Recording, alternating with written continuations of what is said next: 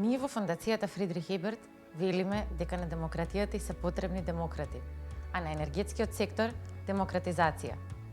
За да се демократизира енергетскиот сектор во Република Северна Македонија, потребна ни е праведна енергетска транзиција кон обновливи извори на енергија и тоа на децентрализиран начин, кој што ќе овозможи активна улога и учество на сите граѓани, дали како просументи, односно производители потрошувачи, или пак како членови на енергетски задруги.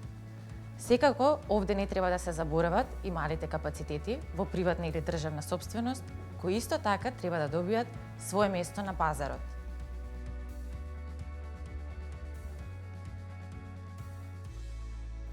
Енергетските задруги овозможуваат инклузивност и заедничко носење на одлуките од страна на сите членови на енергетската задруга.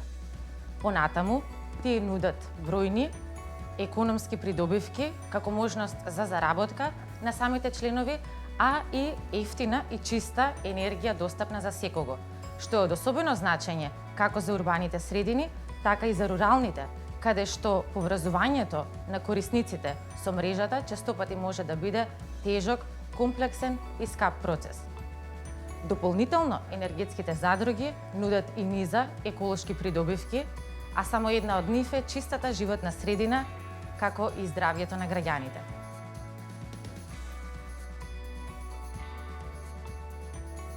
За да се демократизира енергетскиот систем и за да соларната енергија биде достапна за секого, потребно е поедноставување и улеснување на процедурите, особено за граѓаните, како просументи, производители потрошувачи и членови на енергетски задруги, а исто така и за малите капацитети,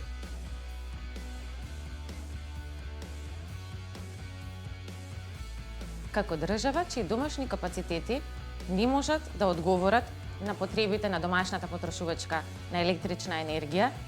дополнително со климатските промени, кои што ги ограничуваат водните ресурси со кои што располагаме во последните неколку години, нормално е да бидеме под влијание на надворешните случувања на меѓународните пазари, како и на политичката стабилност или нестабилност во земјите извознички на електрична енергија или на енергенси од кои што се произведува.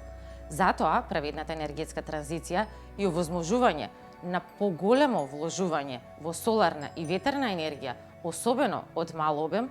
ќе придонесе за поголема отпорност на нашиот енергетски систем, а со тоа и на помали влијанија во иднина од енергетски кризи, како ова што ја искусивме минатата зима.